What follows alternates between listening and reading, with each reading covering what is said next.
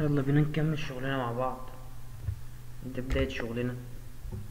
ممنوع اطلع اي جزء من جسمي بره الكابينة، ولا ايدي ولا رجلي ولا دماغي. نفس الكلام هنا. يجب ربط حزام الماء المعد قبل قيادة الرافعة الشوكية. حزام المقعد. شايفين الحزام عامل ازاي؟ زي حزام الطيارة بالظبط. شغل لكم الفيديو ده.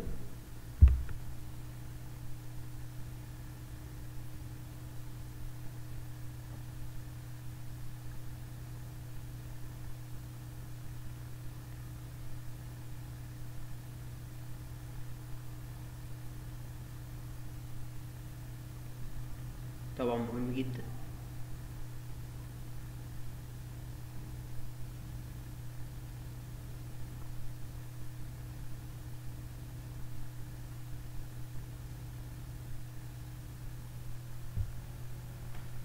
دلوقتي بيقول في حالة ما كانت المواد المرفوعة بواسطة شوكتي رافعة تحجبان الرؤية، زي اللي في الصورة اللي في قدامي ديت، يتم قيادة الرافعة للخلف ببطء للخلف، زي اللي في الصورة كده بالظبط.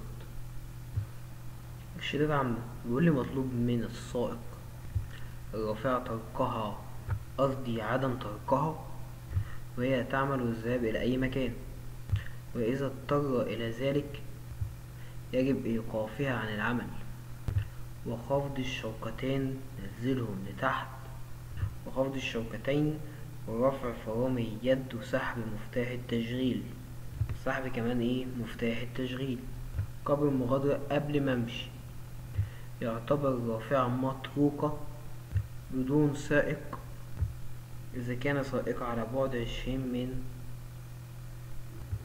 25 أكثر من 25 قدم. إذا كان السائق على بعد أكتر من 8 متر. اللي يقولك بقى أنا كنت بتكلم في التليفون، واللي يقولك كنت بشرب كوباية شاي، كنت في الحمام، كل ده مرفوض رفضا تاما. لازم تتبع الإرشادات العامة. هتسيب المعدة وتروح تعمل حاجة، يبقى على طول تتبع الإرشادات العامة. تفصل المعدة وتاخد المفتاح وتنزل الشوك على الأرض، ومنها تنزل الشوك على الأرض تبدأ تشد فرامل اليد. كنت واقف قدام الورشة وطالعين من المسجد وداخل على الورشة، ولاقي فرق. لقينا رافعة شوكية راجعة بضهرها ومفيش سائق راكب فيها. كان أحد المقاولين شغالين معانا وراجع بضهره، والرافعة الشوكية راجعة بضهرها بدون سائق. وبعد الورشة في طريق، والطريق ده بيعدي فيه عربيات الشركة وأتوبيسات الشركة والناس اللي في الشركة. طبعا هو احتاج على المعدة لسببين: خايف من حاجتين، ان الفرق ده وهو راجع يخبط في بني آدم او في أتوبيس او في عربية او ايا كان. ده رقم واحد. تمام كده. رقم اتنين، لقيت في حد بيجري